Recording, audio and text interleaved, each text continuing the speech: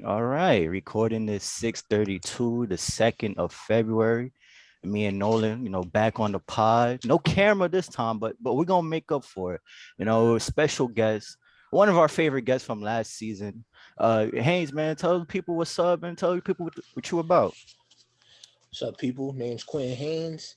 Mostly Knicks stuff on Twitter, but just bounce around with everything. Just do some sports stuff, sports writing. You can find me at Haynes underscore Uno. But yeah, just talking about sports and here to have a good time and talk some Knicks, man. Always appreciate you coming on, man. But let's open up the conversation. We always got to talk Knicks on this podcast. Um, you know, I guess we could start off on the season. How you feel about the season, man? It's been an up and down season. You know, the defense has come in and out. We had third quarter woes. Thibodeau's rotations, emotional ride, man. I feel like the fan base, every game. We're in Twitter Spaces having a civil war. How do you feel, man? How do you feel? Uh, to be honest, I feel like everyone's kind of holding back their thoughts about the Knicks and everything moving forward, right? Because this team is so young, you could just sit there and project and say, it's okay because this team will be good in 2, 3 years because they have these young guys. But I really think like I really think this is a season where you can sit down and say okay, where are we going from here? I really do think that this is a pivot year and a point where we should really kind of look at the people who are running everything and have a true discussion about what's going on. I think the tip stuff is what it is at this point. He doesn't like playing rookies, he doesn't like playing young guys, but also like he's playing RJ, he's playing Grimes, he's playing these guys. I'm kind of interested in like the larger grand conversation of really how good are these guys that we have under contract, and are we heading the right direction? I think this season kind of put that question in my head more than anything. I agree. I agree. Nolan, what's your thoughts, man? Um, Kind of like we talked about a little before. I mean, just like yeah, the season hasn't been what most fans have expected. Like Kemba and Fournier have been a lot worse than I think anyone expected them to be, and they're just not a good fit. Can be frustrating watching Tibbs not play some of the young dudes, but like Hank said, like he is playing some of the young guys, and I'm hoping that after the deadline, maybe some kids will get some more minutes. But I'm not really holding my breath on that either. But I mean, it is a young team, and you do want to see him go in the right direction. But I also don't want to see him like sell off parts for like pennies on the dollar at the deadline and kind of like panic and make some rash move either. I agree. I think it's a almost a combination of, the East getting a little bit better. Um, our talent isn't the greatest we've seen in the playoffs. We weren't able to really, convert on, a couple of plays down the stretch. I think Tibbs rotation, like Quentin said, it is what it is. It's always going to be like this until, a trade happens. But it's kind of confusing when he plays Randall like 35 plus minutes, and poor Obi, who changes the game often, is on the sidelines. It's a lot of confusing things, especially after coming off of an amazing season last year. But talking about our quote unquote captain, Randall, coming off one of the best, probably one of my favorite seasons of a Nick last year that I witnessed. Coming to this year, we thought, hopefully he could at least, keep that, a little bit same play a little bit. But, it turns out that the shooting went down, the confidence went down. He had a little beef with the fans, the whole thumbs down thing, the apology after him not talking to the media, and then, coming to talk to the media after we whipped the Kings. I don't understand what's going on. Quentin, can you tell me what's going on, man? Uh, it's tough, right? Because it's just like last season, we all, we were all happy to see Randall take that step forward. It's weird because to me, it just feels like he's having his year one results with year two, like shooting. And it's just well, year two, like his shot chart looks more like year two, but the results are year one. I Yeah. mean, I think this is someone who I think we kind of have to discuss the fact that if we looked at everything today and asked at the time, would we sign him to that extension? The answer is probably no, right? And now everyone's like, oh, you have to trade Randall, you have to trade Randall, and it's just like he's not shooting well. The defense was, I would say, was a B last year. It's kind of like a C minus this year. Yeah. He's kind of reverted back to what he was before, Yep. and like the biggest issue with Julius Randle right now is that there's just no integration in his game. He's someone who can't what's the proper way I want to say this? He can't really decrease his game. He can't decelerate. So like some players can fit. You see it when players get older, right? Like Vince Carter when he was a star, then he became like this good bench player. Like Julius Randle can't decelerate his game from being the best player on the team to like one of the best players on the team. And like it's really going to come ahead when we see RJ Barrett take another step forward, I think. But this is a guy whose game is reliant on him being one of the focal parts of the team, regardless of anything else. And I think that's just where we are with Randall. He's not the player he was last year. I think that was clearly a mirage. And now the Knicks are going to have him locked in for the next 4 seasons at a rate that they wouldn't pay him 12, that they wouldn't pay him right now. So it's kind of tough to figure out what we should do from there. For Do you sure. think that, like, you said this earlier, that Randall's shot chart looks a lot more like year two, but with the results of year one?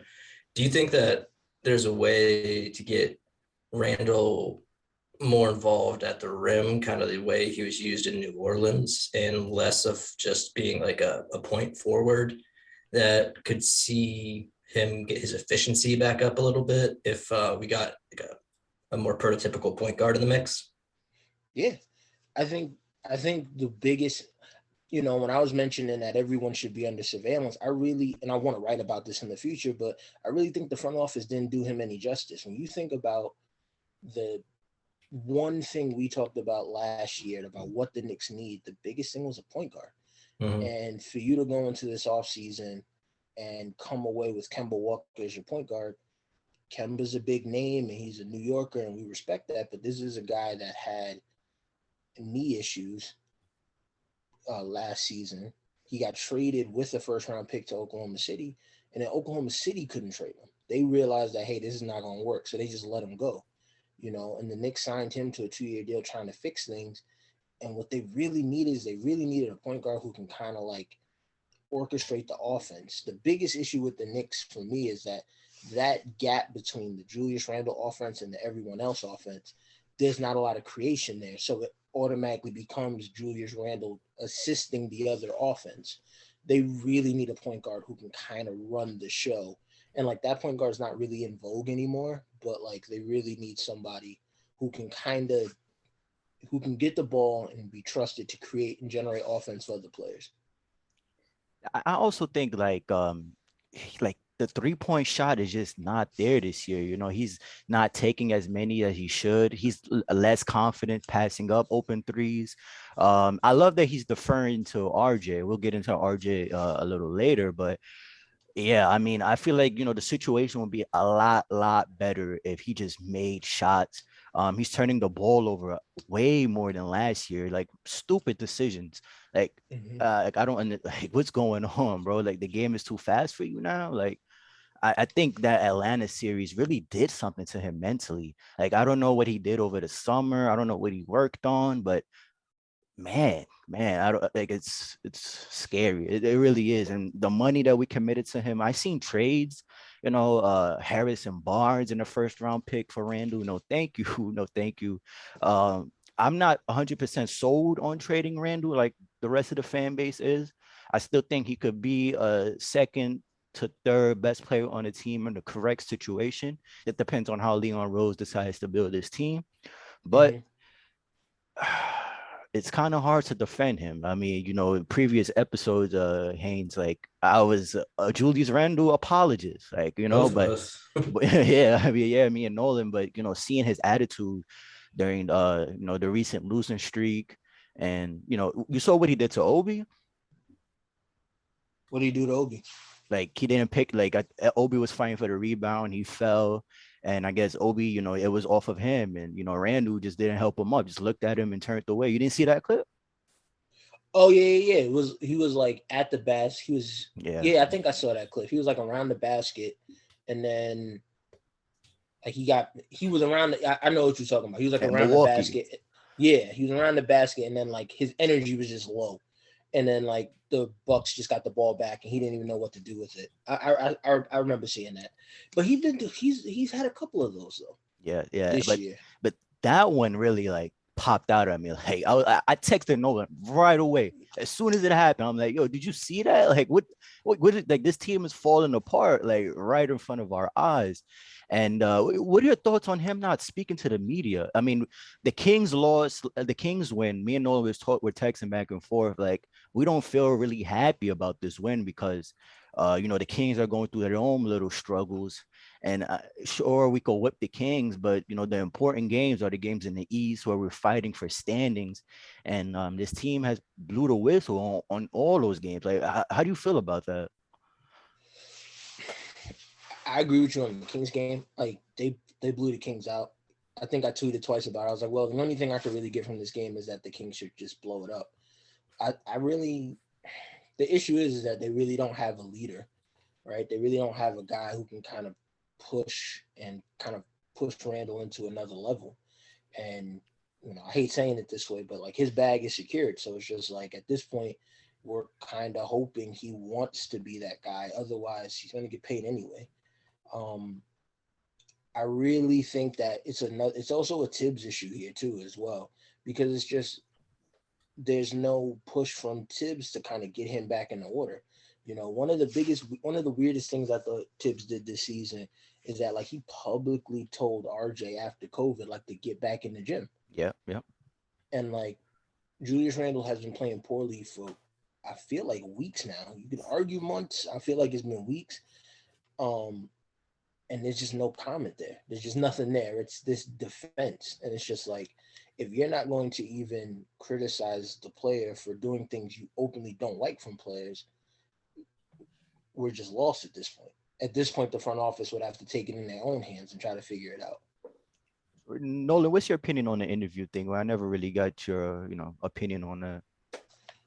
Um, yeah, I mean, I did think it was weird for him to call out RJ.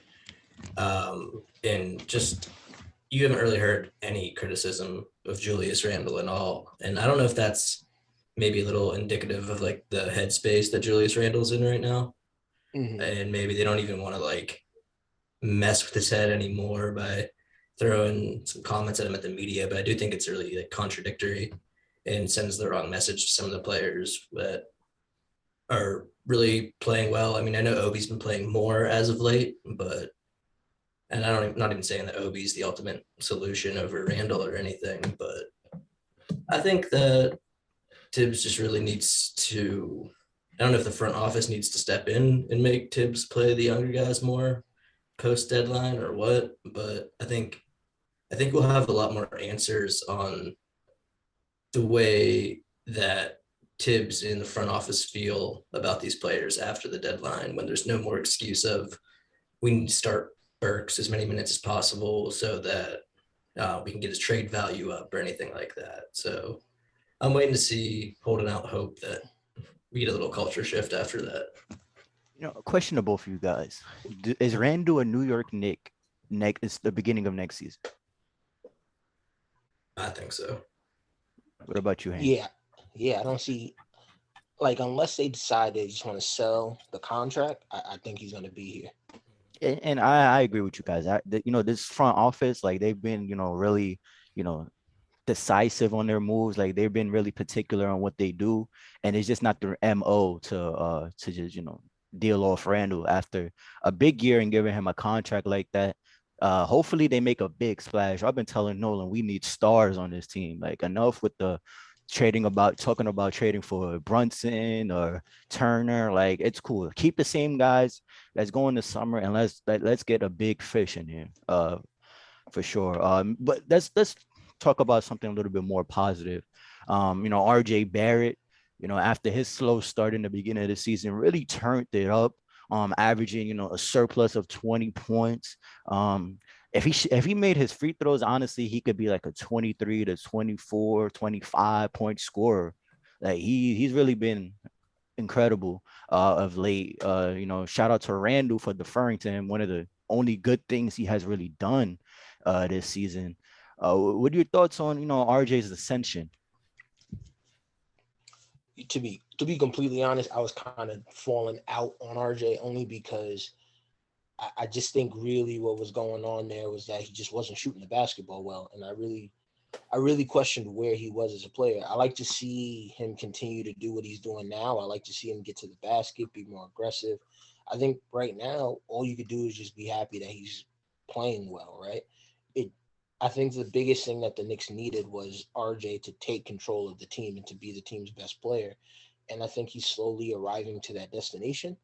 I still want to see him continue to play well. I want to continue to see him attack the basket more. This is a team that just doesn't have anything in terms of anyone who can create rim pressure. So I think he's doing well. For me, I'm at the point with RJ where it's like I really have nothing to criticize him about. He's clearly not like the perfect player, but like at this stage, I just want to see him continue to put up the numbers and continue to have games where he looks good. I really think the biggest thing I want to see him improve on is become a better passer, but that he's working hard and he's playing hard, so I have no issues there. So he's recently been playing better, and I think it really started around the time that Randall went into the COVID protocols and Tibbs was kind of forced to focus a little more of the offense on him. How Mm-hmm. much of his recent success do you think is putting him in, like, running more of the offense through RJ at this point? I think it's part of it. I think it's something that's huge for him. You know, he was someone who was kind of off the ball and doing a lot of catch and shoot stuff, and he was cool in that role. But like, I think he kind of likes having more responsibility. Being able to move around and attack the basket and figure out how to get into the lane and do little things like that and truly dictate the offense. I think that's big for him. So I'm curious to see how he continues from that. But I certainly think that was a contributing factor of, hey, this is your moment to take control of the team. And I think he grasped it well. He grasped it well. And yeah, I don't know.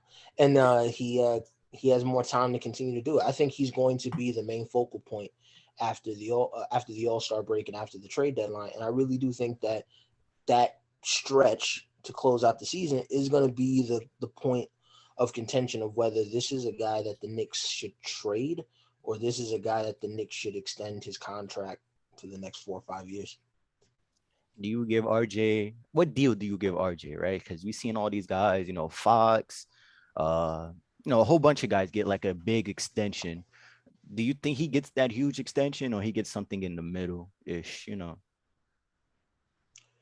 I see that's the tough thing, right? Because I think if you ask that question on Twitter, there's a group of people that will argue a number based on his play, but there are people that'll argue a number based on what they want to trade him for. And Yeah. that's where my biggest issue is. So it's like Michael Bridges got 490 this past year. Yeah.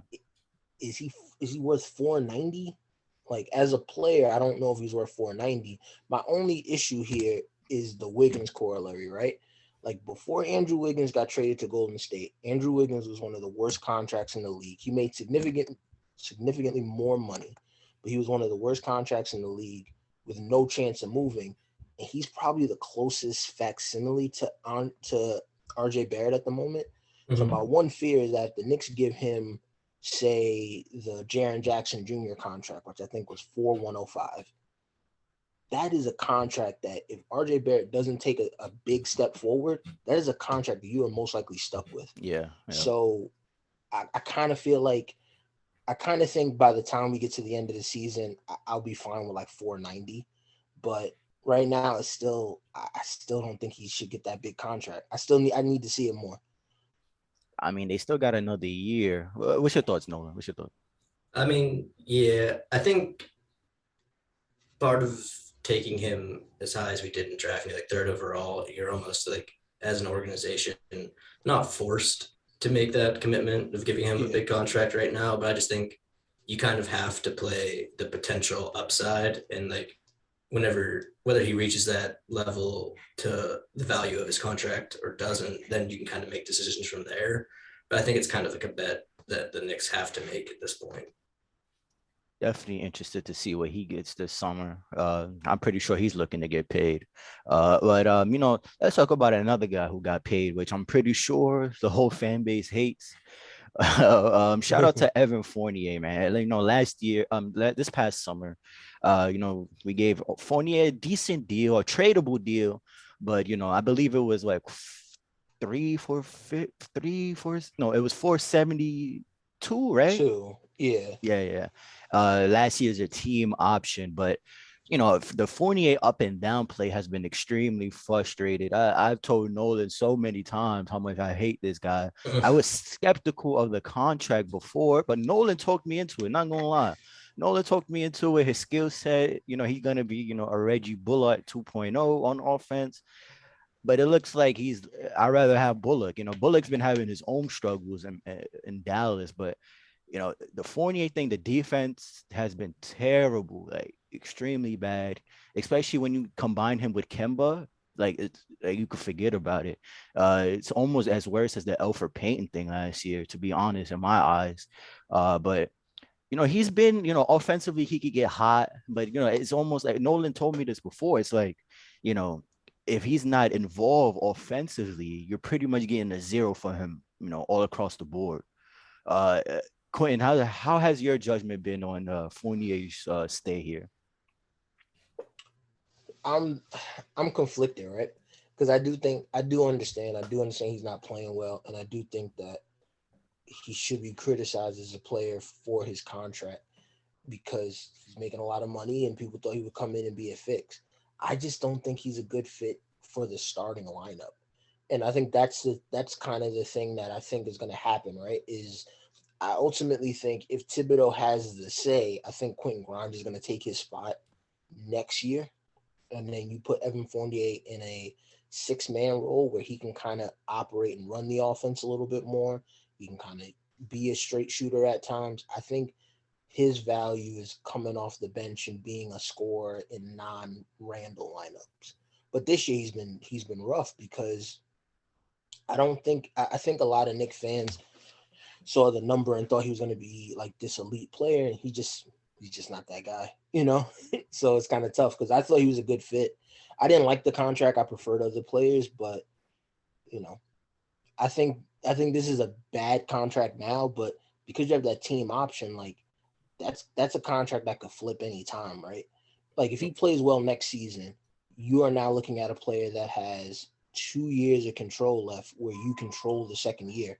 You could potentially flip that in a proper deal if somebody wants to use it as salary. But this year I just think he hasn't played well. And I kind of think that one of the biggest issues in Tibbs's rotations is that he doesn't really help Evan Fournier with proper players around him. Like I want to see him with Grimes. I want to see him with Obi.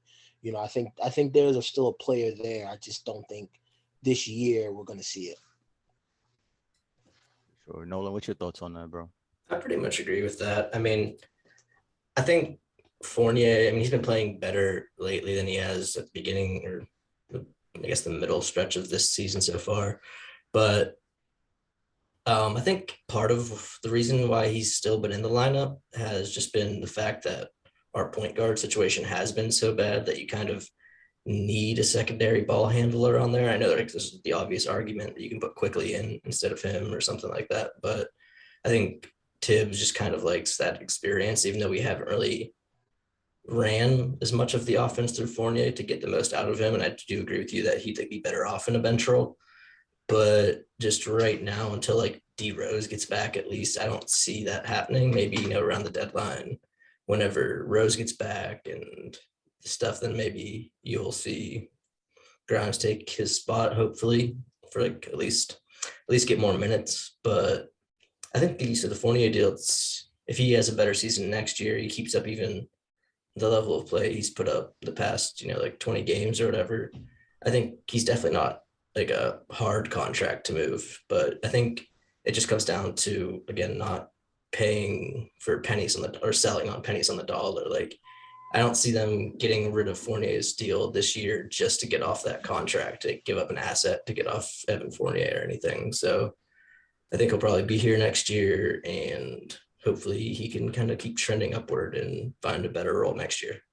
Yeah, yeah, for sure. I definitely agree with that. Like, I don't want to trade him if we have to give up an asset attached to it. But if somehow Leon Rose could find a way to, maybe a contender would like him off the bench or something, like I would definitely would love to get rid of him. But the thing is, like in Orlando, that team, like they made a lot of, 7 and 8 spots in the East based off team defense. Like they wasn't outscoring teams over there in his days in Orlando. And it seemed like he could come over here and at least, be decent on defense, like That's been based the on. biggest thing. I never realized how like bad his defense was going to be But compared to Bullock. I always thought he would like. I always thought of Evan Fournier being an average defender playing along. Mm-hmm. What's his name? Cliff. It's one of Tip's friends who used to coach in Orlando. Really good defensive coach, but I don't know. I really don't know. But talking about Grimes, I think Grimes is definitely the standout, young player this year. Last year we, quickly surprised all of us, but this Grimes has just been, a fan favorite, shooting 40% from three, playing incredible defense, pretty much giving us what Reggie Bullock gave us last year. I still think there's another level to his game once he gets the handle on point and he's able to Yeah, get that mid range, attack the basket a little bit more. definitely. He doesn't really attack the basket as much as I would like him to, but man, how can you complain with the 25th pick in the draft? Leon always doing his thing in the draft, picking him up. Tibbs liked him right away. Tibbs doesn't really like, playing young guys, but he's definitely gave, Grimes the chance to shine. Quentin, what's your thoughts, man, on how Grimes has performed in the Knicks jersey? I like him. I think the one thing I look at is that he's good enough to where you can just cross that need off the board, right? Like you really don't need to go and get a 3 and D wing. You don't need that kind of guy. You kind of have one in house. So like I'm a fan. Like you said, I think the next step for him is trying to figure out where he is as a ball handler and a creator. I would like to see more of that. I think he has it in him, but I don't think he has it to where like in a world where Julius Randle's your number two, RJ's your number one, I kind of want that shooting guard alongside RJ to have just a bit more bounce, right? Mm. So I think Grimes can get there. I think Grimes is certainly good enough to start. I just wonder if there's enough there for him to be a true starter alongside a guy like RJ. But I really do think that the main lineup I want to see after this All Star break is Quigley, Grimes, Barrett, Randall, and Mitch. I just think that's the best overall lineup the Knicks have, and to say that about somebody they got late in the first round is crazy. So I'm a fan. And Nolan, what's your thoughts, man, Mr. Quentin Grimes? You were high on him going into the draft. Oh I yeah, was at least, but I that was mean, my guy. That was my guy in the draft, man. but I mean, he's surprised. I think just about everybody, no matter how high you were coming into him in the draft. He's been shooting the lights out. His defense is something really special. Like you guys both said, he doesn't really attack the basket much yet. I think some of that too also comes down to just the minutes he's playing and like maybe not being as comfortable as with his, Tibbs is pretty quick to pull the hook on some of these young guys. I don't think he wants him really playing out of the role he has for them. So I think when you see his minutes go up and him get a little more involved in like the design of the offense, if he was a starter like going into next season, I think you can see him making a really big leap there. And I think he definitely just on his defense and shooting alone can start on a lot of teams. But yeah, seeing how he develops the rest of his game is really going to be what determines his ultimate ceiling. For sure, for sure. Hopefully, in the future, Leon Rose could, stay, capitalizing on these picks. And, I'm more comfortable with giving up picks, if we're gonna find, a McBride in the second round, or, a Jericho Sims in the second round, or, even quickly, did we take anybody in the second round last year? Can't really remember. No, no, we Uh, traded the pick. We traded the pick, yeah. but his drafting has been on point, and I can't really complain.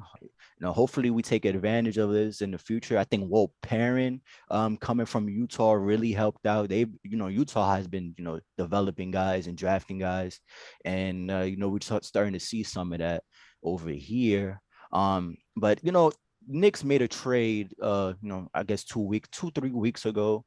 Getting rid of Knox, and a first round pick, the Charlotte pick, which is, one of our worst first round picks in the treasure chest, giving that away for Mr. Cam Reddish.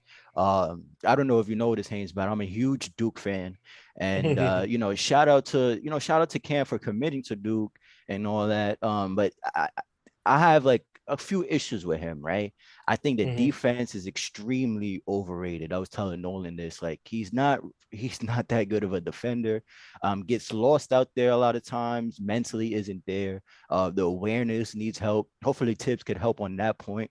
I think that's one of the main reasons why he not really just threw him in the fire like that, Thibodeau. Yeah. But yeah, that's the one thing. But his offensive skills, he has all the offensive skills in the world. And I understand this is his third year, and we still haven't really saw him put that together consistently. And Hmm. one thing I was really high into him coming into that Atlanta situation, but him not being able to beat out Herder, him not being able to beat out Hunter. Herder got paid before him. Herder was like, 20-ish pick. I was high on Herder coming out of Maryland, but not as high as I was, for Cam Reddish. Like, come on now. Like, if you would have thought, Herder would be a better basketball player, you would be, scratching your head. But he come into this situation. I do think he could help this team with the bench unit, his length, his ability to, score, attack the rim. He's a big body. He has a good mid-range game. He's shooting a career high for three. Um, Atlanta let him loose during the COVID thing, where players are coming in and out, and he was able to perform. But for me, the jury is still out on Cam. I don't like the fan base is hyping him up, and they need him to play, and they think if he plays, we're gonna start winning games. I personally just don't see that. And if Cam doesn't play the rest of the year, it doesn't really bother me as much as it hurts me to say that. It really doesn't. Like, it really doesn't. But Yeah. yeah, Haynes, how you feel about that, bro? I'm kind of lean the same way, right? Where it's just like I think a lot of people got excited about the Cam Reddish trade, and that's not to say you shouldn't have because he's a good player, but I think one of the things that I think people didn't realize that like he really wasn't playing that well in Atlanta, right? Like he's had these moments of success, but he hasn't been really all that good in Atlanta, and part of that is because Atlanta has so many good players, right? Like Atlanta could legitimately build a good wing rotation and not even consider Cam, which is crazy. Yep. But I think the general thing I feel is that this is the pivot point for the Knicks in the future, right? And this is something I wanted to write about. I just I really just haven't had the time to write a lot of stuff. I kind of backloading it into the second half of the season, but like the Knicks don't really have a lot of upside, right? Like this, like Quentin Grimes is good, but we kind of know, we kind of have an idea where Quentin Grimes will fall. Emmanuel Quigley's playing more point guard, so you have a little bit more optimism about where he may land. RJ's RJ. Obi, we really don't know until he gets that full stretch of minutes. Cam is the guy that can kind of like change things, right? Like the Knicks have right now this feeling of like a first round, maybe second round team if all things break. Cam, a good Cam, the idea of Cam Reddish could get the Knicks to be a second round team. And now you're going to start to see more people talk about, well, this was a trade because you want to get him on his next big salary. and I kind of don't know if I want to pay Cam his next salary. You 100% know, agree. you mentioned RJ and how much time they had in signing him. I think that's perfect for the Knicks and Cam. Everyone's like, Cam Reddish has to play right now. If he doesn't play right now, this is an issue. Fire Tibbs. I'm looking at it like this is a red shirt for the next 3-4 months. If he plays, he plays. If he doesn't, he doesn't. And then next season they'll tell, oh, if he's playing well, then the Knicks will give him a proper contract. If he's not playing well, then I don't think the Knicks are going to give him a big contract. But it's all wait and see right now with Cam. And I think if I'm the Knicks right now, that's another reason why I want the Knicks to tank, is because they really need another swing player who can kind of use his upside to either get you the piece you want in a trade or could be that guy. And I think they're betting on Cam for that now. And I don't know if it's going to work out. Yeah, I kind of feel the same way. I mean, with Cam, I'm okay with him not seeing a lot of minutes. I'm okay if it doesn't work out. And a lot of people say they invested a first round pick into him, but that pick wasn't going to convey for a few years. And if it was probably going to be 2 seconds or like not a very high first to begin with. So like with the assets the Knicks had, they kind of had to consolidate a little bit anyway. So I Mm-hmm. really don't mind them taking a shot, like a gamble on a guy like Cam and seeing if that plays out. I want to I'd like to see him play more the second half of the year. If we trade Burks or we're able to get something for him or something like that, which I have mixed feelings on because I do like Burks as a player, but um, I would be fine with him getting some run and stuff. But as far as like taking minutes over someone like Grimes, he just hasn't shown enough to earn that yet. For Would you sure. guys pay him if, let's say, he plays in the second half of the season and he plays okay? Would you, how would you feel about giving him like 4 years, 56 million? Hell no, no, no, no, no. Please do not pay this man until you absolutely have to. See, I that's yeah, and like not to cut you off, that's kind of where I'm at. It's just like a lot of like we don't even want to pay him like decent, like low level starter money. We're And there's debating on a extending RJ, yet alone. yeah, yeah, and yeah. it's just like those things happen so fast, and that's my one frustration with the Knicks right now is that I kind of just think that they're kind of holding out on everything while everything's happening, right? So it's just like they want to make a trade. They want to go make a trade down the line for Donovan Mitchell, but like you are moving forward where you don't have the draft picks to make that trade at the moment. Of course they'll be able to throw their own picks in there, but like slowly but surely, like other teams are getting different assets, other teams are getting young players while the Knicks are kind of holding, and that's kind of my frustration here. And like Cam, I just don't know if that was the right risk to take. I don't know if a guy like Jalen Brunson is either, but like I kind of don't know where the Knicks are going. And like this season only kind of proves that I kind of feel like they're stuck in the middle right now. Like this is not the best way to look at it, but RJ and Cam are going to get paid within the next 18 months. Then you have Quigley, then you have Obi, then you have Grimes coming down the pipeline. Then it's whoever you draft in this upcoming draft. Like sure, adding all that money on the books allows you to make trades and allows you to even out the money. But if those guys aren't good, then you're just stuck with a bunch of guys, and like I don't know. For sure. And I 100% agree with that sentiment.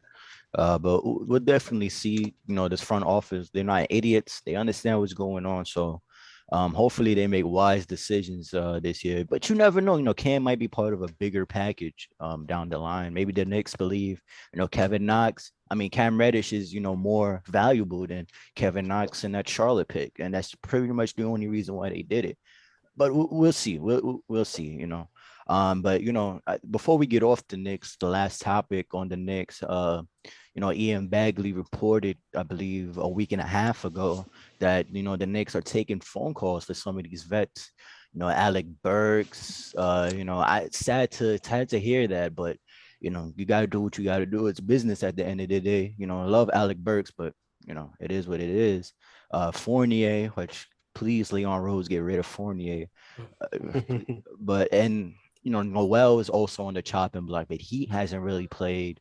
That's kind of been a disaster of a contract.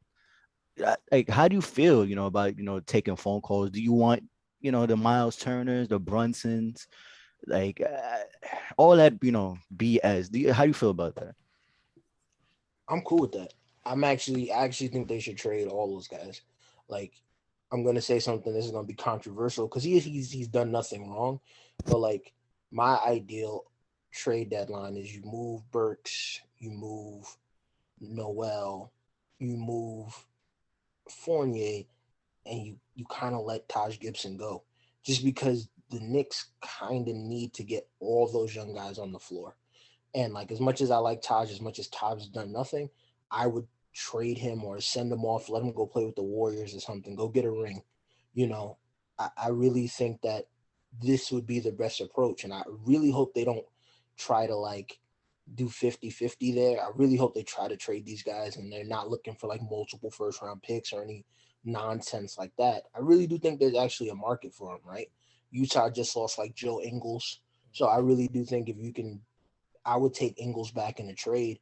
He's dead salary at the moment, and maybe you could turn that into like 2 second round picks, and you get Ingles 2 second round picks for Burks. Like you just get the asset, you get the contract, and then you just move on, and you open up a whole bunch of playing time, stuff like that. I would. I think I tweeted it. I would really be calling the Lakers about that 2027 pick and seeing Yes, what it would take to get that.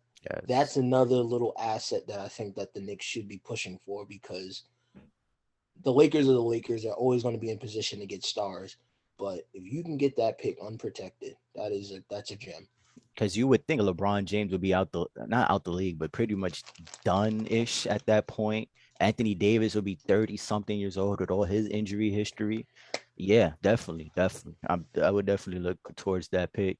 Nolan, what's your thoughts? I know we spoke about this a little bit on the last pod, but what's your thoughts? Yeah, I mean, kind of like we said in the last pod, just I'm cool with them trading any of those guys or even like letting someone Gibbs like Tosh Gibson go to open up minutes and go to whoever he wants to go to. I'm just not at the point where I want to sell those contracts again, like giving up assets to get rid of them. So if we can get rid of those guys and, you know, bring something of value back to us, or even just like a net value of like a second round draft pick or something for someone like Burks, maybe preferably like two, but I'm fine with that this year. I mean, I don't think any of those players mentioned are really, if the Knicks have a crazy turnaround in this season, I don't think it's going to be at the hands of like Burks or Noel. So, I mean, I don't see any reason to really hold on to them if there's a market for them at all. Sure, for sure. Let's switch it up. Let's switch it up. Enough of Knicks talk, man. Man, all this Knicks talk and Knicks spaces, the Civil War every night. It hurts my head, man. It really does. It's very frustrating year. Entertaining that. It's entertaining, but frustrating as hell when you're a super fan, man. Mm-hmm. Yeah. Yeah, but let's talk about the All-Star starters, man. Announced on TNT, the East and the West. Starting out with the East, got Kevin Durant, as usual, doing Kevin Durant things out there in Brooklyn. Was having a really good season, carrying that team. Harden was in and out, the whole Kyrie debacle, and he was holding down the fort until he got injured. Giannis, of course, making his case every year on why he's one of the greats. Embiid having an MVP season. We talked about it last pod. He's really been nuclear for the Sixers. It's a shame, the Ben Simmons stuff is going down because, with a capable Ben Simmons, they with this NBA right now is open. It's really open for the trip, and the Sixers with the Ben Simmons, they could have did damage this year for sure. But hey, it is what it is. Embiid is having a ball, so it's entertaining at least on that front. Trae Young with Atlanta. I know we hate Trae Young, but Trae Young has been balling, man, like unbelievable. The Hawks are on fire. They lost the last game, but they did win 7 to 8 in a row. They were hooping. They finally put it together, ascended us on the standings. I can't wait to play them again though. That's a game I really can't wait to see. But and DeMar, Nolan hates DeMar, but hey, he made the starters. The Chicago Bulls having a great season. DeMar having an All NBA season. Zach Levine being Zach Levine. The additions with Caruso, the additions with Alonzo, they really have, their quarterback defense have really, really improved. And Vucevic, Vucevic has, I think surprised a lot of guys, even though like in Orlando, he played decent positional defense, some similar to what Jokic is doing in Denver, but he's really falling into that third banana comfortably, efficient, and just being that good guy. I believe Levine was out and he stepped up. They're still in the top of the East. I got the Bulls coming, Eastern Conference finals. I do believe they're that good of a team. Nolan Mhm. might disagree, but I am extremely high on the Bulls. But as far as the East starters, what's your thoughts, Haynes? I mean, I think it was weird because like I don't see any debates for any other guys, right? Like I kind of feel like what happened is these guys best solidified themselves as the best starters for the East. Um, I'm really happy for DeMar because I really wasn't someone who wanted to sign him this off season, and like he's playing really well, and Yeah. it makes me think that maybe I didn't value the shooting at all. So I was just like, I didn't value his shooting at all. And like he kind of turned his ability to attack the basket and be just like a true point forward into his own spacing. And you kind of see it around the Bulls and how they're able to get shots just on him getting into the middle of the floor. You know, I still think that would have been duplicative with RJ Barrett and what he needs around him, but it's certainly, you can't hate the results there. So like, yeah, I'm cool with it. KD's killing it. Embiid is special. I think I agree with you on the Ben Simmons point. It is disappointing to see like one of the five best players in the league play as well as he has, and his teammate doesn't want to get on the court because he had his feelings hurt. So it's just disappointing. I feel but Ben Simmons, I feel him though. Like, if you guys are gonna talk about me like that and like not be supportive when, you know, Tobias Harris didn't really show up. Embiid, during that Kawhi series, like they spoke about that. I read an article saying like, Embiid really didn't play well against them Raptors, and Ben Simmons didn't say nothing but be supportive. And it's kind of funny when every player in history, every great player in history has had an off series, and when it's funny when Ben has an off series, everybody jumps on his back. But I do see both sides, but Mhm. um, I could relate to Ben Simmons. I do feel Ben Simmons' sentiment on that, and I was, it's crazy. I was listening to the Woj pod when I was working out today, and she wrote a article on ESPN Plus about Ben Simmons, and he's having a rough time in Philly. He bought that huge house after he got paid. It's on Zillow right now, and you could see like his jerseys. You could see everything in Ben Simmons' house. It's on Mhm. sale. He's trying to find local gyms to work out in. He's working out in public gyms. It's that's a thing right now, and he just refuses to refuse to use the training facility. It's interesting as hell, man. I can't lie. That story interesting how it shapes out. For sure, for sure. But continue, Haynes. Sorry about that. Oh, no, no, no. You got it. My only issue with Ben Simmons is this: is that they done everything they could to build around him, Yep. right? Like they allowed Jimmy Butler to leave because Jimmy wanted Ben traded, which was the right move at the time. Because if you still had Jimmy Butler and Joel, you probably are a much better team. When Mhm. when he came in, he was supposed to be considered the point guard. They made him the point guard of that team. They built that team in a way where he was able to run the show. We never talk about Joel Embiid and his shooting. Joel Embiid became a much better shooter, partially because they had to fix it around Ben Simmons. And the first sign of adversity, you're like, you want to leave. I don't. I just can't. I can't respect it. And then on top of that, you're citing this as a mental health issue, and as someone who has had issues recently with mental health, I'm just not a fan of that in this context. If he has a mental health issue, that's fine. I have no problem with it. Take your time, do what you need to do. But if this is not a mental health issue, if this is just you wanting to leave the Sixers and you're using different mechanisms to stay away from the team, then I can't respect it. Because you as a basketball player need to go out there. You as a basketball player being paid to do your job. At the end of the day, it is his job to play for the Philadelphia 76ers. And if he doesn't want to play there, then that's fine. You can ask for a trade and they can properly accommodate you when the time is right. Just don't cite it as a mental health issue. I just wasn't a fan of that part, to be honest. That's when I was kind of like, I'm kind of done with this guy. Sure. Nolan, what's your thoughts? Starters, Ben Simmons. Well, what's your thoughts on all that, man? I mean, as far as the starters, I think it's pretty easy to, and it's pretty hard to argue most of them this year. I think Ben Simmons, it's a shame that he's out right now. It'd be fun to see him and Embiid playing together. I do think that he could. I know they recently said like Bradley Beal's potentially like more interested than he has been in being traded. I still don't think it happens at the deadline or anything, but I think if a move happens with Simmons, it's going to be this off season. But I really don't know. Like if you're Philly, you hate to waste a year of Embiid's career, but you don't want to trade Simmons for just a bunch of like role players and draft picks either. So I can definitely see both sides of it.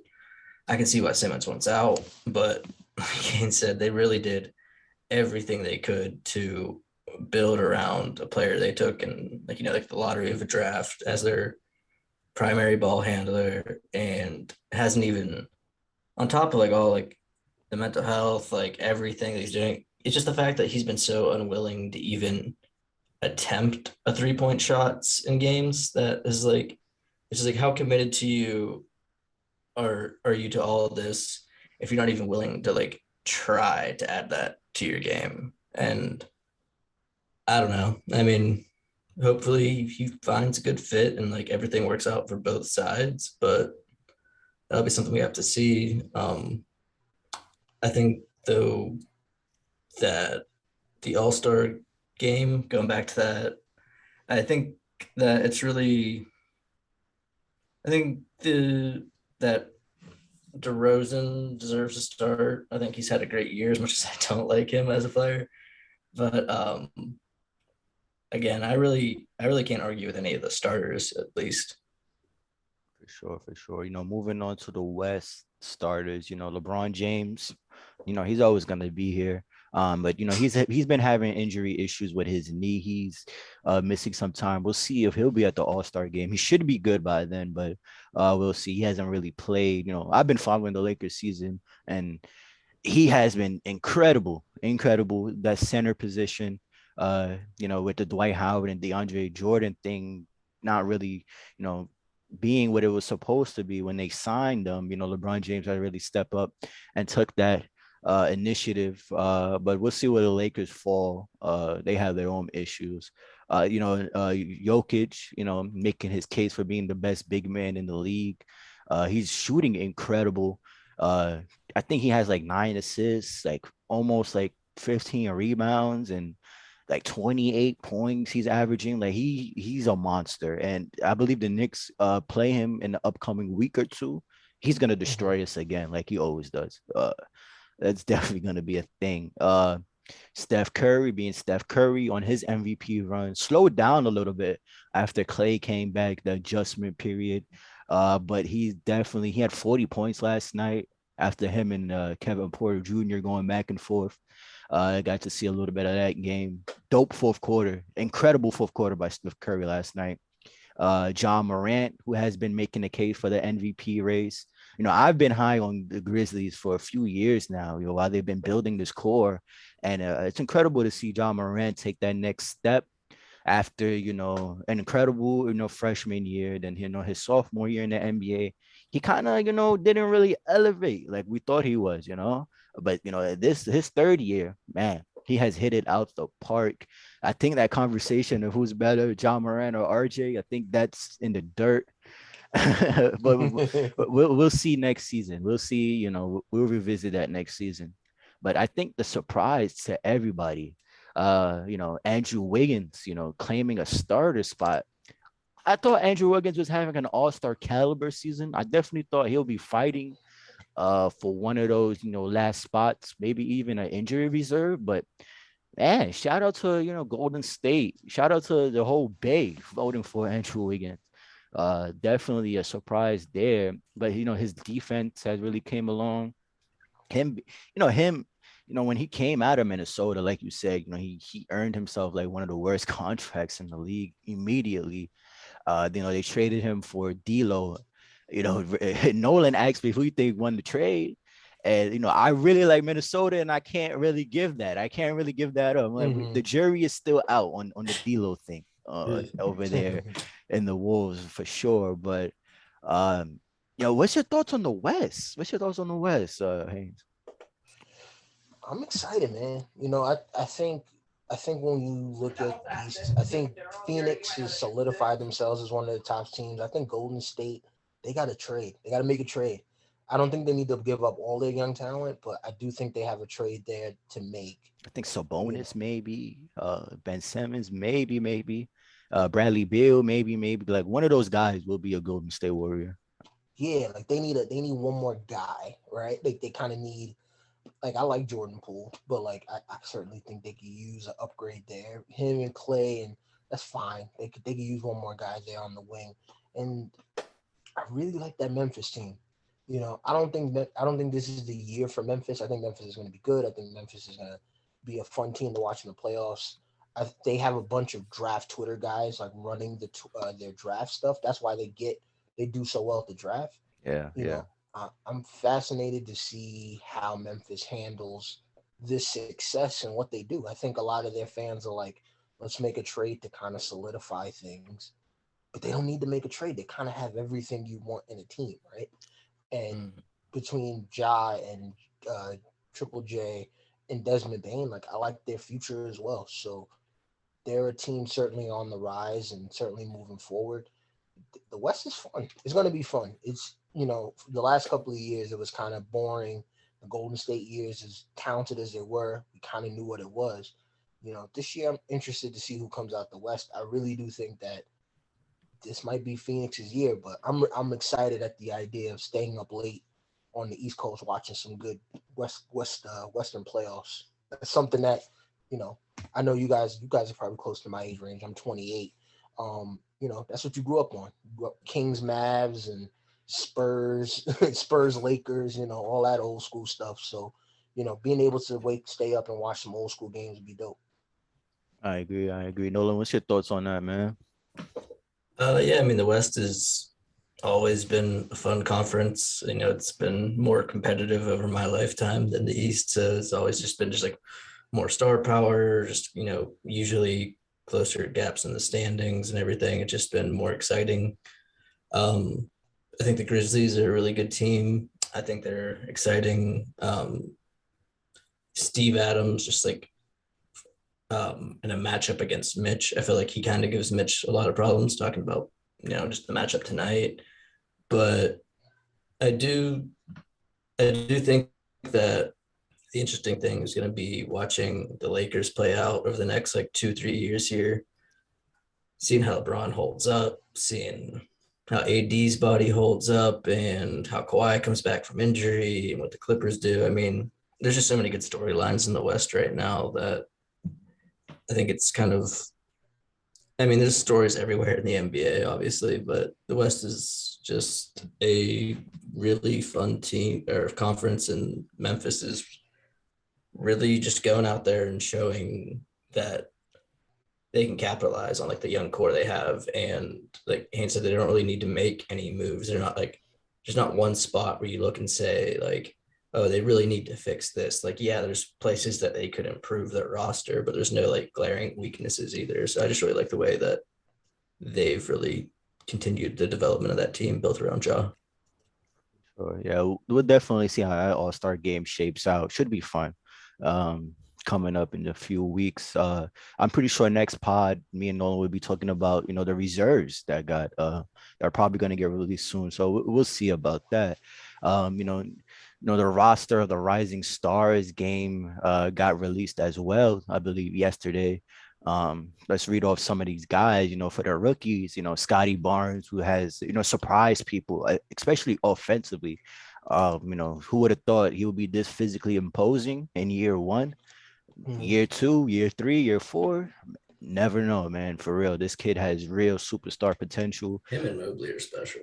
for sure. And him and that Toronto defense, they don't really run a center, but it works, right? They're able to switch, they're able to, they play hard. Uh I'm envious of them as a Knicks fan. I really am. Me Uh too. Cade, he came off that slow start, but really started to pick it up. Um Cade is gonna be Cade, but that Detroit situation, that roster is terrible. I don't think they'll get 15 wins on the season, and they'll probably be fighting for the first round pick. I mean, first overall pick. We'll see if they're able to land Chet, which probably is the next Evan Mobley. Um, we'll see Payalo, which is my guy coming out of Duke. He's the full package. That kid is the real deal. I think he'll help out Detroit a lot, but we'll see. But shout out to K for at least doing his part as a young player. Being Mhm. able to develop. Shout out to Ayo. Ayo. Stepping up in his opportunities with the Bulls, especially defensively, with Caruso and Lonzo having knick-knack injuries. Every time I see Ayo out of Illinois, he's played extremely well, even had a few 20-point games. The Bulls definitely found one. I'm surprised that nobody was really talking about him during the draft process. He was really killing it out there, I believe, in the Big East. But hey, I guess guys fall all the time. Duarte, he had a solid, beginning of the year, kind of slowed down, but we could definitely see, him being able to create off the bounce, him being able to shoot. He'll definitely be at least a decent rotation player moving forward for the Pacers as they step into this next stage of rebuilding for them. So we'll see. Josh Giddey, which I was very high on the draft. I guess he's shown what he's shown in the NBL. Like he's able to do everything: pass, Yeah. get to the basket, rebound. Defensively, still needs a little bit of work, but he's only 19. Doing the things he's able to do. Him and Shy in the backcourt, big guys. We'll see if they stick with that duo in the backcourt. But Josh Giddey, 6'9" shooting guard, but his skill set, and he's shown flashes that he's able to shoot. Like he's shown flashes, like if you leave him open, he'll knock down that jumper. But we'll see how Giddy develops. Jalen Green, he's been out for a lot of this season, but when he has played, he showed off, why he's the number one, he's the second pick of this previous draft, showing off his explosiveness. He has a Mhm. little bit of shot curation. A little baby Edwards out there still needs to develop. But that Houston situation is kind of crazy right now. We'll see if he develops correctly, but the upside, and he's one of those guys where you've been following his high school career since he's been like 15, 14 years old. Like we've known about Jalen Green for, well, me forever.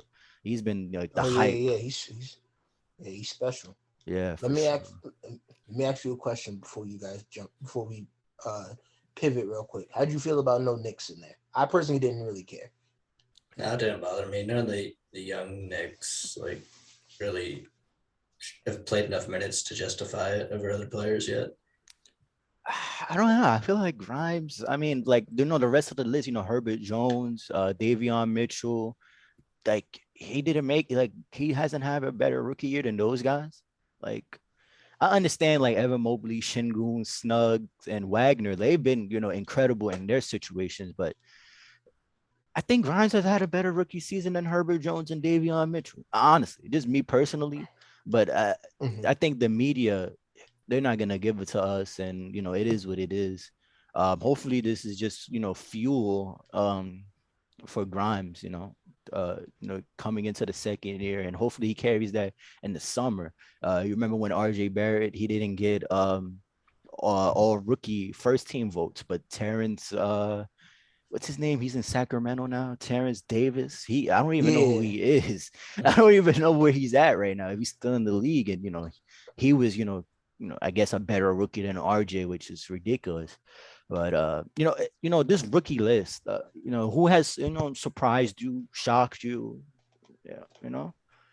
Uh, I hate saying it because like Evan Mobley was like a top guy, but like what threw me off about Evan Mobley is like when I watched him play, like you see all the things that made Chris Bosh Chris Bosh.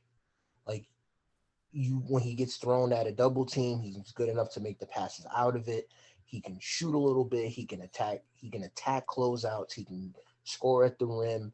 Like to me, that is such a cornerstone player for Cleveland. And the biggest thing is like he's really good on defense, despite being skinny, right?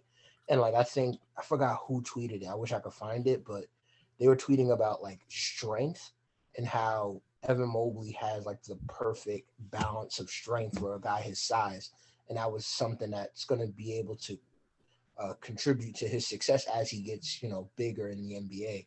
So he's certainly someone who like I was very impressed with. Cade is Cade. I think he may not be like the super duper best player in the league type of upside that I think a lot of people see, but he's so good. And like Detroit, all they have to do is like not mess that up, and they're Yeah. straight. Yeah. Um, One last guy is Sengun from Houston. He just plays like a classic, uh, you know, ground bound game. He's a good post guy. I don't think he's as good as Jokic. I think a lot of people kind of got crazy with that, but I am kind of interested to see what his development is because like I like his passing. I think he can be a functional rebounder in the league. If he can get like a little bit of a shot, he kind of interests me a little bit. But this is a good rookie class. I'm excited because all these guys at some point of another this season has shown you like really good traits. Like Josh Giddey, Josh Giddey I don't want to say he looks like Jason Kidd, but Josh Giddey has played really well in creating shots for not only himself but for the team. And like as the game continues to slow down for him, this is someone who's going to be getting triple doubles and being I think he's ultimately going to be traded from Oklahoma City. I don't see him as the key piece there, but he's going to be a player that I think a lot of people are going to want their hands on. And then the Orlando Magic kids are playing okay as well. Sure. Nolan, what's your thoughts on the rookie roster and the Rising Stars, and any rookies that really popped out to you? I think the rookies and the rising stars are all pretty well deserved for the most part. I think Scotty Barnes, like you said, has had a really surprising year, specifically on the offensive side. I think Franz Wagner's had like I didn't expect anything from him Me coming out of either. college. Me either. So he's just really surprised me with how well he's adapted to the league. So I'll give him a shout out for that. Giddy's been great. Mobley's obviously been awesome. But I don't know. I think that it's a really, really good rookie class. And I don't see anyone on the Knicks really having the sample size to compete with anybody from that rookie section, at least. Sure, for sure. Moving on to the sophomores, second year guys. Precious Achua, energy guy coming off the bench for the Raptors. That's the guy. That's the imposter. That's the imposter. He stinks. Yo, I He was is just not about to good. say that. Glad we on the same page. Yeah, he sucks, bro. Yeah, Achua sucks. But we'll see. We'll see. It's kind of funny how the Heat, they got rid of him quick. And if the Heat gets rid of you quick, that's something. That's something. But Cole Anthony, probably the best guard on that team right now. Really stepped up his second year. I saw him when they played the Magic. I believe it was like the second game of the season on home game. I was actually there and I saw Cole Anthony ball out. He's a New York guy. His dad played for the Knicks and Greg Anthony. Like I love Cole Anthony before he even came into the NBA. I thought, when he was averaging a triple double in high school, I thought this kid was the truth. It's good to see him, realizing some of that potential and the free time he's been getting in Orlando, especially with the Fultz injury and Snug's draft pick. He's able to, shine out of all of that. LaMelo Ball playing. Before you get off Cole, I just want to mention one thing. There were so many people in the Knicks fan base that were against that guy. He was insane. Mhm. People did not want him during that draft. And like he's kind of what the Knicks could use, even though Yes. he's closer to Quigley than people like to suggest. But like I remember people were like, "Yo, do not let Cole Anthony become a Knick." I remember that. Yeah, And his the hate was crazy. And the thing about Cole Anthony, right? He had a terrible college season, but he tore his meniscus in college, and he came back, rehab, and came back at the end of the year. And I thought that showed like extreme mental toughness. I thought like, wow, this kid, like he's like mentally, like he's a competitor, and I can't believe he committed to North Carolina, but that's a whole conversation to itself. But as far as especially with the Jalen Johnson thing, him not being able to play and then seeing our rival there, top recruit coming off a major surgery, which a lot of guys would just shut it down. Especially he was projected, coming in to college that season, he was supposed to be a top 10, top 5 pick. Like he was, highly touted guy. But then the college season really hindered his stock. Still, I believe he was still like outside the lottery, like in the teens. Uh, Yeah, so Orlando saw the potential.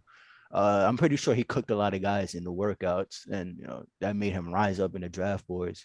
But as far as LaMelo Ball, taking another step, improving defensively, still running the show over there in Charlotte. Shout out to Mitch Kupchak for having a competent roster around him being able to see competitive basketballs in his first few years.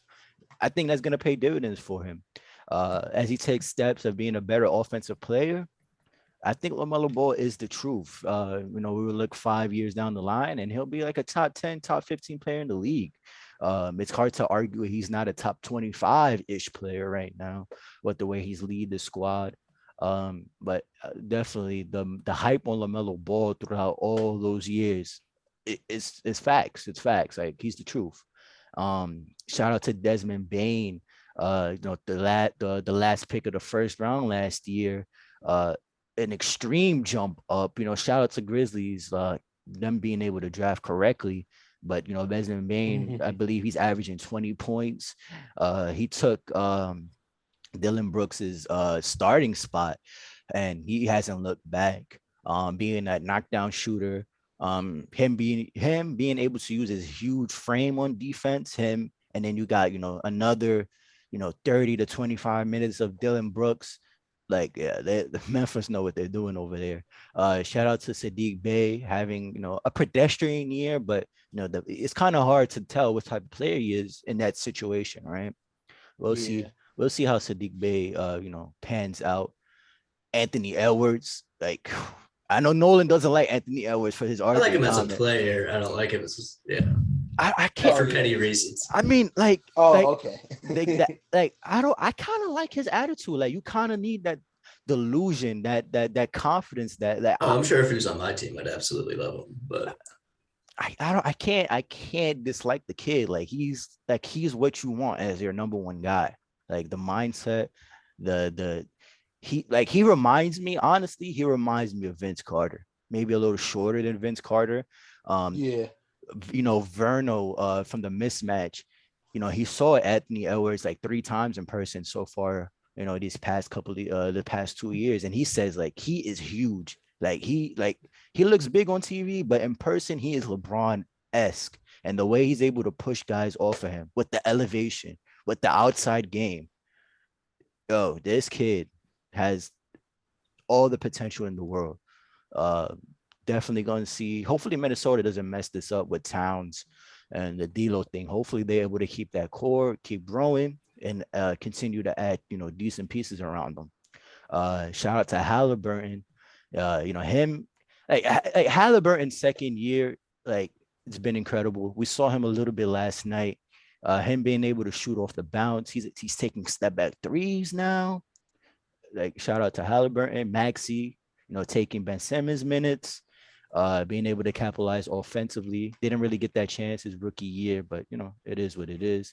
Jaden McDaniels contributing to the defense intensity that John Finch wants over there in Minnesota off the bench. Okoro having a lackluster year. Thought his jump shot would be a little bit better by now, but Cleveland winning games. They're not really worried about that right now.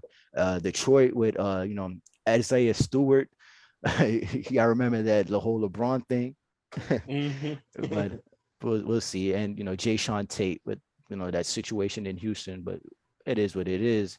Quentin, well, I guess I'll go to you. Any guys off that list that you believe that popped out at you?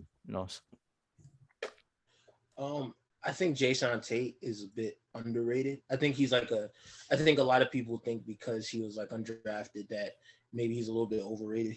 I think he's a good player, and I think that he's someone who, if I was a team looking to try to trade for players in Houston, he'd probably be one of the players I would be interested in. Obviously, Ant Man's the guy there. That sophomore class is coming along a little bit. I think Detroit having Sadiq Bey and Isaiah Stewart, those two dudes are going to be key for what they want to do around Cade. I think Stewart. The weird thing about Stewart is he was in college and he was kind of like a undersized five, and in his first year he looked a little bit more like a four who can kind of shoot a little bit, whereas Sadiq Bey can shoot a little bit. Like I kind of want to see those two guys in Cade eventually become like a trio. I think those are probably like the most interesting guys to me. But yeah, Jason Tate's probably like my favorite of those groups, just because undrafted guy who's been really playing well lately, and I think I don't think a lot of people really think about him as a good player because of Houston's constant turnover of rookies and the coaching situation and Christian Wood and Kevin Porter Jr. bugging out.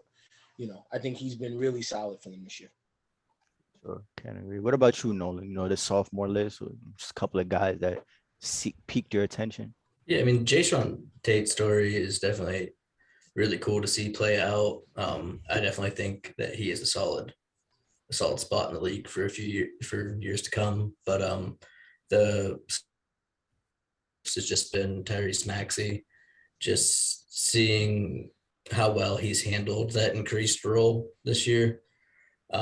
He's been asked to do a lot, and he's done it pretty damn well. I I think that you don't absolutely like need a point guard if you're Philadelphia now. You can still look at like a two guard or a three to come in there in the wing and help space things out for Joel Embiid. But I think Maxi's ability to kind of just fill in and take those minutes at that young of an age has just been really impressive to see. Or for sure. Um, I don't know, like the G League guys, are they gonna play? I see their names, but like, what's going on with that? Some of these guys that went into the G League probably gonna go into the draft. Uh, do you guys know if they're gonna play or what's going on? I think they'll get a look because it's like four names, right? Yeah, So I think they'll probably put two on each side. I'm not quite sure. I should probably ask about that. But yeah, I think they'll probably put two on each side and let them get a little bit of run. that's kind of fine. Man. I mean, if Cool. that's That's a cool. cool recruiting thing for like did the G League over like go into some other smaller basketball league if you want to get paid or whatever. Definitely, definitely. Wow, didn't know about that, but we'll Yeah, it's see. my We'll first see. time seeing that. I didn't even realize that until just now.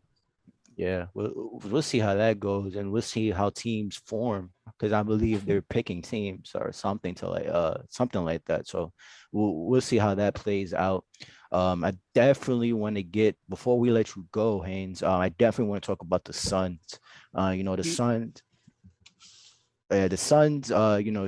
Having an incredible year. Bouncing back from that finals loss, and not getting paid. I thought that would be, a problem within the locker room. That hasn't been the case.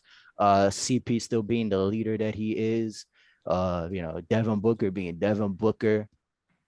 And Mikel's taking that next step defensively, taking the best player every night. Have guys like Jalen Smith come in and help out. JaVale McGee, new life over there. What's your thoughts on the Suns, man? Is it their year this year? Do they hold the trophy this year or nah? Oh man, that's tough. I think they have the best odds. I think with Kyrie kind of in and out on the Brooklyn situation, I would. I think if the Nets and the Suns played, I think the Suns could get them in like six. And that's really where I kind of stand with that. I think if they had a rematch with the Bucks, I actually think they could beat the Bucks uh, in a 7 game series. So I really do think that this Suns team is really good and they're capable of coming out the West. I kind of think Golden State needs a trade to get to the Suns level, but like I also think the Suns would be smart if they can make another trade, maybe get another decent player in there, right? Like I know there's talks of like, hey, they should go get like Jeremy Grant, and Jeremy Grant would certainly put them over the top. But you don't want to get Jeremy Grant and give up like Cam Johnson, right? You kind of want to get somebody who can help that team just enough to without giving up your core. So someone like Eric Gordon would make a ton of sense for them. I like the, but as constructed, I like the Suns. I think they could come out the West easy. Nolan, what's your thoughts on that, man? I think, yeah, I mean, I really like that Eric Gordon trade idea. I've heard a lot about that in the past few days. Um, I think the Suns, when healthy, are as good as any team in the West or really in the NBA. My biggest concern is, as much as I hate to say it, because I've been such a fan of his entire career, is just Chris Paul's body holding up into the playoffs. Mm-hmm. I mean, he just hasn't shown it to this point in his career that he can do that, and he's only getting older. And like, I'd love to see it. I'm a huge fan of Chris Paul, and like, it'd be really cool to see him get a ring and everything. But that's my biggest concern with them as a roster right now. Like, yeah, a move like Eric Gordon would really put them in a spot this year that like they're legit contenders and like would help them keep up with teams like the Nets on offense and things like that. But if Chris Paul's not healthy, then he has to miss like 2-3 games out of a series from one round, then I think they can find themselves in a lot of trouble too. Yeah, Nolan, that's a really good point, right? Like, and even like in his prime, he's missed significant playoff games. Haynes, what's your thought on that? Do you think Chris Paul's body would hold out during that playoff run where the intensity gets a little bit harder, physicality, it gets a little tougher to score? Do you think his body holds up? Because they need him. If they have any chance of even getting out the second round, they need Chris Paul's leadership. That's the key, right? Because I think wasn't it last year in the first round where he got hurt against the Lakers? Yeah, yeah. Correct me if I'm. Yeah, it was the first round. So it's just like he was carrying that for the rest of the playoffs, and it's just like you play every other night you're playing, and it's just like I think he can hold up, but I do wonder if that is something that the Suns keep in the back of their mind for maybe they whoever they play in the first round, if it's clear that they could beat, say they play a whack team and they could beat them in five, maybe you hold Chris Paul out of game five, or Mm-hmm. maybe you limit his minutes throughout that series just to make sure that you have him fresh for when he needs to ramp it up. You know, it'll come down. I think he can remain healthy, but it'll come down to that whether the Suns can make the finals or not. Sure, for sure. Speaking about, Devin Booker, uh, he the last 10 games ever since that Raptors incident when he was trying to kick out their mascot for distracting him for the free throw, he's been averaging, 32 points, 5 rebounds, 4 assists, hit big shots. He hit a few big shots. Well, he pretty much took over the game last night against the Nets on TNT. Um, you know, God on purpose did not give him Anthony Edwards athleticism because we'll be looking at the next Michael Jordan, like for real. Like his game offensively, there's nothing he can't really do. Like he's one of the few guys, like true guys, that's like all like mid post, 3-point shot, off the pick and roll. He's able to find the open guys. Like the way Devin Booker has developed throughout these years, he's kept getting better and better and better. Who knows what's the ceiling for Devin Booker? Hopefully, he has a MVP year alongside. I think that's one of the accolades I would love to see him get. But who would have known this young guy would develop into this guy? What's your thoughts on Devin Booker and his part in this team? He's essential. I think right now a lot of people on Twitter are trying to have that discussion that is Devin Booker more valuable than Chris Paul, and I'm not there yet only because we saw the heights that Chris Paul took this team last year, right? But you think about what Devin Booker was at Kentucky, he was like a come off shooting off the screens type of guy. And his first year in the league, he showed you that he can play off the dribble, and that kind of opened up his game from there. So I really think I really think that we punish scores, right? Like it's easy to be like, well, this guy's just a scorer, that's it. But like his ability to do so many different things, he has a little post up game.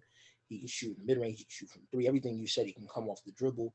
He's shown you that he can elevate his game when it needs to be elevated in the playoffs. Like this is a guy that I think could be one of the 15 best players in the league, even with an average defensive season. And like he's still super young, so he's certainly the franchise for the Suns. And whenever Chris Paul departs or retires or whatever happens, like they're going to be in good hands because he is all that. Sure, sure. Nolan, what's your thoughts on Devin Booker's place on Uh, the Suns? I love Devin Booker. I've been a big fan of his for a few years now, and I think that yeah, I don't think he's more valuable to the Suns than Chris Paul is at the moment, just because of how much the offense runs through Chris Paul and like what Chris Paul is still able to do. He's one of like the best top whatever point guards of all time. But Eric Gordon, or not Eric Gordon, Booker is so like the gravity he just draws towards him on the court is just incredible. I think it opens up things for players in a lot of ways that you don't really you not it's really easy to give Chris Paul like credit for setting up people on assists or playing defense or things like that. But I think that without Booker, it's a whole different thing over there. So I mean, I think they're definitely in good hands going forward, and that Booker will probably end up. I don't know. I think he's going to be a top 20, 15, 20 player going forward. Can't disagree with that point. Really can't. You know, one more last thing before I let both of you guys go because the game has started. JaVale McGee. That signing, one of the most underrated signings. This past off season, in the finals when Saric tore his ACL, really left the hole out there for Giannis to really just tear it up. Once Aiton, used up all his fouls. Um, they really didn't have somebody to hold down that middle. Now, JaVale McGee, his championship experience, him coming in for those 15 to 20 minutes, something the Lakers desperately needed. Um, he's able to come in, shore up that defense. What's your thoughts on JaVale McGee? I think he's a valuable backup who's kind of showing you that like he understands what his role is, right? Like I think early in JaVale's career, a lot of people, got on him for his overzealous play, and now he's kind of channeled that energy into solid backup center minutes. And you bringing up Dario Saric is interesting because like now that you have JaVale McGee in that place, maybe you can attach Saric in a pick and maybe Jalen Smith to get something. I think having a guy like JaVale McGee and having some smart veterans who can kind of keep it together, even for small stretches, is very valuable. Nolan, real quick, what's your thoughts on that? Yeah, I mean, same. I mean, adding a solid veteran backup like that to a team like the Suns is only going to help them in the playoffs. He's, played at the highest level in like the biggest games. So, I mean, I don't see any reason why that. I mean, they could include him in a trade and stuff, but I just think he's a really good fit for that team that's currently constructed. Yeah, Great. Well said. Well said. We'll see how the Suns come in the playoffs and perform. Definitely an open NBA, so we'll definitely see. Um, I think we should end the pod the Knicks game. We're halfway through the first quarter, so uh, make sure to follow me and Nolan on Twitter. Make sure to follow our guest Haynes on Twitter. Haynes, Haynes, anything you want to plug? uh Haynes Haynes _ Uno UNO on Twitter. Follow the Knicks one, man. We're trying to do some different things. We're trying to get some different stuff done before the season ends for sure. I know it's a down year, but trying to put some stuff together. And yeah, just check us out there. In the spaces, the Knicks wall spaces is definitely one of the better ones out there. And on Twitter, can't complain on that. But yeah, I guess I'll let both of y'all go. I appreciate you guys coming on, and peace. So we'll see, Haynes. We're definitely gonna see you later on in the season. Playoff time. Definitely got to Yes, hear your sir. opinion. And Definitely. thanks for coming on, man. Appreciate you and everything Yeah, you no guys down problem. at the Knicks Wall do for Knicks fans and just content in general. Yeah, for real. Thank you. I know we talked. I know we talked about it personally, but next time we're gonna make sure we get this camera stuff working for you guys. Oh yeah, for Definitely. sure, man. Definitely. Man, appreciate both of you guys, man. No problem. Now take it easy.